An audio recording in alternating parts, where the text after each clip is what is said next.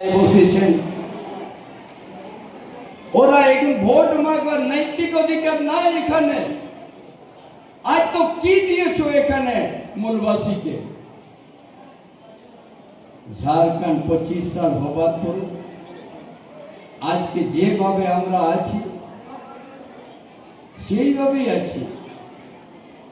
যত গ্রাম আমি ঘুরেছি, প্রত্যেক গ্রামে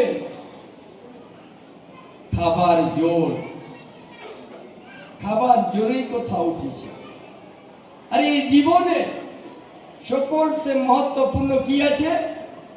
জল আছে। সেই জল একটা গ্রামে আমরা কি দিতে পারছি না। এই 7 বছর আর নেতৃত্ব করেছে সরকার। একটা গ্রামে ভালো জল দিতে পারল না। এত নদী, এত জুড়িয়া নালা ভরে আছে জল। আরে ফিল্টার করে তো তুমি সাপ্লাই করতে পারবে। এই আধুনিক যুগ, অনেক বৈজ্ঞানিক সৃষ্টি হয়েছে, অনেক বৈজ্ঞানিক আছে। শহরে যদি